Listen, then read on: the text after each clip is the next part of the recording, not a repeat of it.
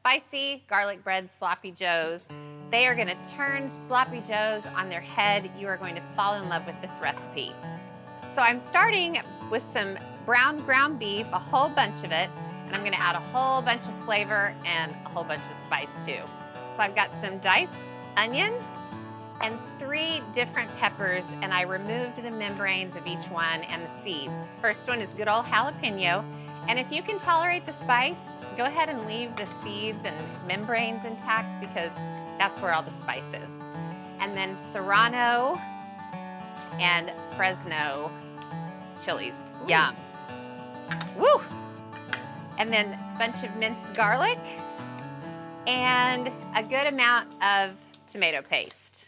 This is off to a winning start. Do you guys like sloppy joes? Yes. Just wait until we serve. Oh, they're gonna be so good. Okay, so the veggies have had a chance to start cooking. So I'm gonna add some liquid in the form of beef broth because sloppy joes are all about like the saucy, just lusciousness of it. Bunch of ketchup. This ain't no sophisticated sloppy joe recipe, I'll tell you that right now. A little bit of brown sugar, which kind of helps just give it a little bit of sweetness. It's not an overly sweet addition. And then some chili powder and dry mustard. Just kind of chug it on in there. And balsamic glaze, just for fun. This is sort of a combination of sloppy joes and spaghetti sauce and chili. Okay, so I'm gonna stir all this together.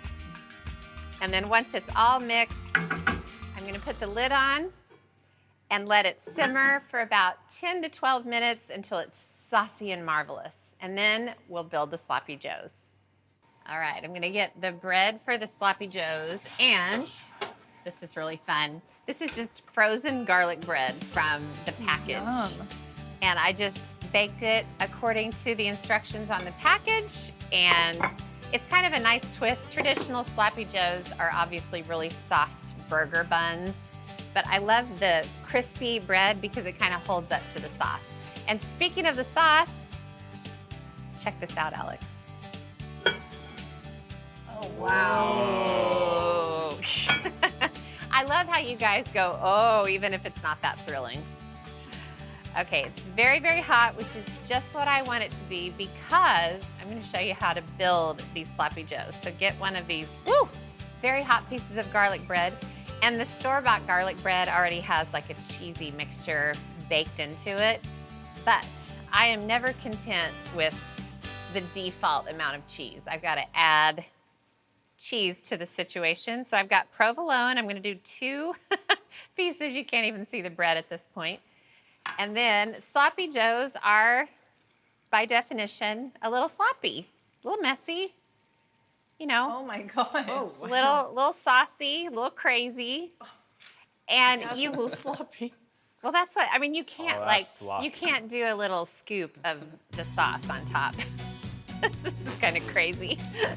And then to make it look a little more elegant. That one's for Alex. I'll sprinkle some parsley right on top, but within a minute, the cheese is gonna be melted over the bread. Can you see the bread in there? Barely. Look at that. Wow. Sloppy joes are not known for necessarily their glamorous, attractive appearance, but man, oh man, are they delicious. Oh, this looks so good. I'm just gonna take a little tiny taste. No. That's not very sloppy. Come on, you gotta really get wow. in there. Get in there, one bite. Let's just say you don't want to eat this on a first date. You're gonna get messy.